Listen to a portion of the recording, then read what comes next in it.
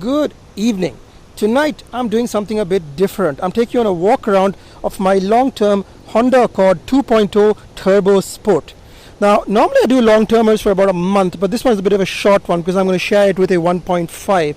So I'm going to do about 2 weeks in this car, another 2 weeks in the 1.5. So what have I done for 2 weeks? Well, I've done about 1200 kilometers of mixed-use driving. That's highway, city, and a bit of spirited driving as well. So enough time to get me familiar with the car and certainly get used to it.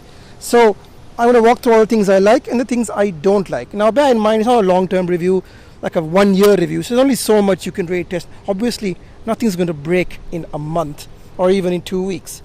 Having said that, we have a few weird things that happen. So stay with me and let's get into with my long-term Accord 2.0.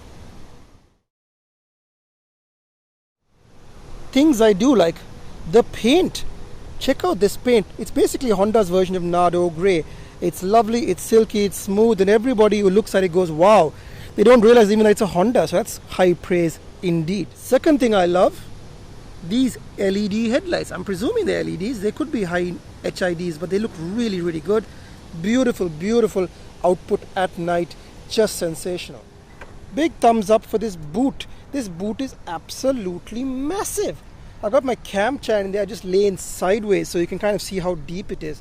It's a huge boot. Takes absolutely everything. Yeah, great, great boot. Very practical. So you could use the key fob to unlock the car, but actually it's got smart access, so you just grab the door handle, open, get in, do your stuff. And when you walk away from the car, this is the party piece that I really like. Wait for it. Check it out. Automatically locks. So no need to fumble for keys or do anything. You just walk away like a boss and the car automatically locks. How fun is that? Back seat space, absolutely massive. I've had these big 6.5 footers in here and everybody fits in this car.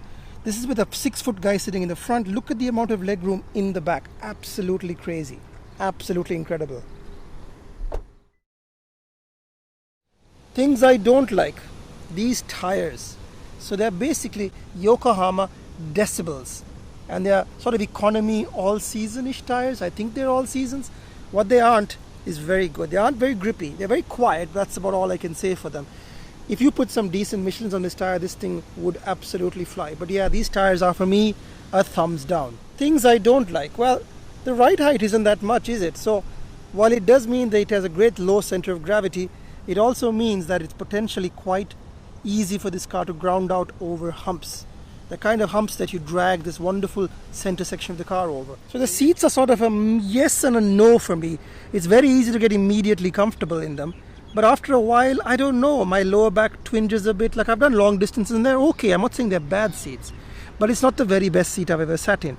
And the leather also could be stand to being a little bit softer. And by the way, in the heat, these seats get so hot. It's a good thing they're ventilated and heated. But to be honest, the seat ventilation doesn't make that much difference in terms of cooling. So yeah, you're really depending on the AC. Now, the AC is a bit of a contentious thing. In the first few days I had this car, the AC was struggling like crazy. Then all of a sudden, after like a week, it was fine. And it's been, I wouldn't say freezing, but it's been pretty good by Honda standards. So yeah, a bit odd, but now I can't really say anything because the AC is working fine. A bit weird, isn't it? Let's put this in the I'm not too crazy about it camp. The buttons, you know what, I got used to them, but I'd still rather have a gear stick. And I think I want to enjoy the 1.5 a lot more because the gear stick's there. It just gives you somewhere to rest your hand instead of putting it into these weird notches. I mean, most people get used to it, and I've had cars with dial knobs, etc., but I don't know. Give me a gear stick any day of the week. One thing I do love is the steering wheel. It's nice to hold. It's got good quality leather wrapped around it. The view down the instruments, absolutely amazing. Love this sort of analog here and then digital dial down there. That's a digital dial. Yep, that's actually a digital dial. I think Honda just makes the best steering wheel controls. There's just no argument. I don't think anybody else makes anything that's more logical and easy to use. Look at that. Want to answer a call or end a call? Just press one of these two buttons. Want to change the volume? That's it. Super easy. This one controls the tachometer, so if you do that thing, it basically, hold on, goes away. It basically scrolls through this, but you can ignore it if you don't want to. Home button down here, and on either side, a button to change the track. How easy is that, people? And then down here, you've got your HUD display for the heads-up. This car has a heads-up display, that's pretty cool. Cruise control is absolutely idiot-proof. Lane distance control, lane keep assist, which I'm not so crazy about and turned off immediately. The infotainment, pretty easy to use. Haven't had any issues with it. Worked really well. It's not so easy to get to some of the settings that you want to turn off. Like if you want to turn off lane keep or stuff like that, it's very, very hard to find. I think it's somewhere in here. It's like in vehicle. There's too many beeps. There's too many beeps. But apart from that, it's pretty okay. I think it's easy to use, very customizable. So if you hold it down, just like an iPhone, you can move stuff around. Check that out. How cool is that? Easy to live with, eh? It's basically sort of a weird mixture of Android and CarPlay. But once you have CarPlay plugged in, it's very fast and easy to use. The sound quality of this head unit, just okay. I've never been that impressed with Honda sound setups, and this one is just okay. So yeah, can do better, Honda. Some of the secondary controls like air conditioning and heating, which you might use that often. I mean, the air conditioning certainly not heating. Bit hard to find. So you can see it from here. It's obscured by the steering wheel. Where's the air conditioning button? It's actually all the way down here, and you've got to stab at it. Okay, so this one's a little bit different. We're doing it at night because I didn't have time to finish during the day. It was so hectic, and I had to do a radio show, and it's all very complicated. So, what's the Honda Accord like to live with? Now, normally you test drive 2 or 3 days, you get an idea of what the car's like, but over a couple of weeks, you really get a sense of what the car's character is. I'll tell you what this car's character is. Nimble. You know what? Getting rid of that big V6 engine has made all the difference to this car. Absolutely all the difference. The car just feels so light. And when I say light, there are different ways to make a car light. You can make a car light by basically giving it tons of power, which makes even the heaviest car feel sort of nimble because you can just push its way out of problems. This car, everything feels light. The input feels light. The brakes feel light. The gearbox goes through the gears very quickly. It feels very light. There's good response for 2-liter turbo. Very happy with this engine.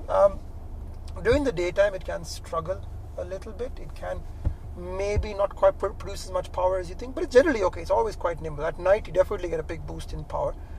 Fuel economy, interesting. It wasn't very good to start with. It was around 12 something, which is like a big V6, but now it's running about 8. I'll see tell you right now, actually. Come on. Trip computer. 9.4 on this current tank, but I have been caning it. The previous tank was 8.8. I think getting into the 7s. So you're talking a range of 550 to 600 kilometers. Not bad at all. I was just using the brake hold feature, so when you stop the car, it automatically triggers the handbrake.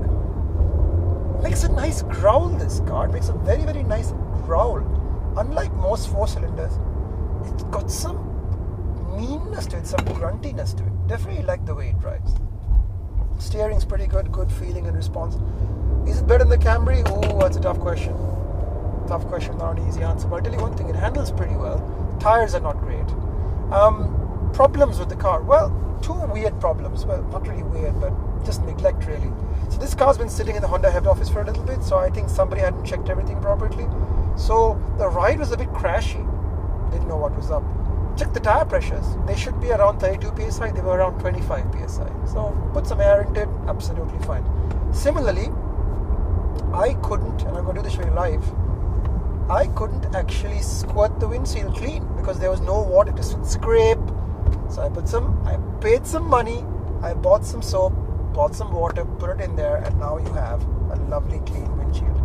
And that's pretty flawless. I told you about the AC already. The AC was a bit iffy, and now it's fine. 22 degrees. It's freezing at night. It's absolutely freezing. Oh, no.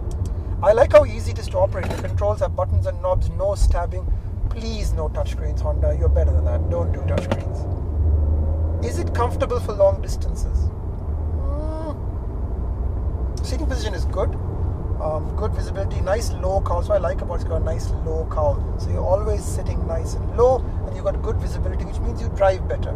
When you can see better, you are more aware of what's going on. You are less likely to be surprised.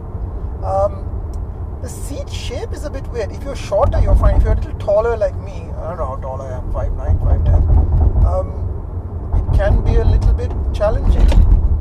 There's like a little hump in the back here. Most people seem pretty comfortable. I was just using the brakes right now. Brakes are a little squidgy. I would like a bit more bite in the brakes. But it's not a sports car. And overall, it's just really easy to live with. Like, I've clocked up, what's the distance I've clocked up? Let's see. I've clocked up 1,200 kilometers. And you know what? They've been pretty painless, pain-free. That's the whole point of this car. It's not meant to excite you. If you want that, you want a Civic Type R, which they don't sell here, which they wish they would sell here. Does it feel like a Type R because you got the Type R motor but detuned? Not really. It's not a sporty car. It's just a nice big cruiser. And if you put too much power to the front end, it will understeer, it will plow. And you can literally blow off the front tires, and they'll just spin and do nothing, and then just go dead straight when you want to turn. So I wonder what this car would be like if you put a limited slip diff in the front. I think it would turn a lot better. It already turns pretty good, but put a LSD in the front. Then what if you put more power through it? Then you could put a lot of power, like maybe 300 horsepower. That'd be fun. Because Honda, no, well, I shouldn't be telling people to modify the car, should I? I shouldn't be telling people to modify cars. But this is how you make a worthy but kind of plain car interesting. You do crazy stuff to it. I mean, put some big wheels on it. The car has plenty of power. It can handle it. It's running 18s right now. I think you could take 20s. Don't drop it because it's quite low. And there have been a couple of times I'm like, oh, will it scrape over bumps? It didn't scrape over bumps. But there are a couple of times that I'm like, oh, I don't know if it's going to be okay. But because it's such a long car, the ride's great. I think I've decided the ride is great. There's so much space for passengers. There's so much space in general. This is the size of a 7 Series of the 90s. Can you imagine a Honda Accord? I think the Civic is now the size of an old Accord. So yeah, overall pretty good car. One thing I don't like is this shiny, hard plastics down here. This one's actually leather, which is fine, but there's some hard plastics here in places they shouldn't be. And because it's a tan interior, they really look kind of, well, plasticky. Obviously, you're not paying massive Audi money, so you're not getting Audi materials. But I think Mazda does a better job on the interior, so Honda has no excuse. Plus, this car isn't cheap. 140,000 dirhams. That's not cheap. For 140,000 dirhams, I want a nice interior now. That's cost as much as SUVs used to cost. Of course, this is a very accomplished car that does everything really well. It's a good cruiser. It's got decent power. It's got great fuel economy. It's got space for 5. It's got boot space. And it's a pretty good-looking, handsome thing. What's not to like? Not a lot. How could you improve this Accord? I honestly don't know. They used to make a manual gearbox version back in the UK. Sorry, in the US, they used to make a manual gearbox version. That would have been the perfect Accord. With this engine, with the 2-litre turbo, how's that? But since they're not going to bring that here, I'm going to say you should probably go and get one of these. Because if you are doing the thing I was doing last week, which was going up and down to Abu Dhabi every single day, this is a very hard car to beat. The Accord is just a really, really good distance car. And on that note, thanks for watching. My next report will be on the 1.5. How does the 1.5 compare to this massively muscly 2.0? Let's find out.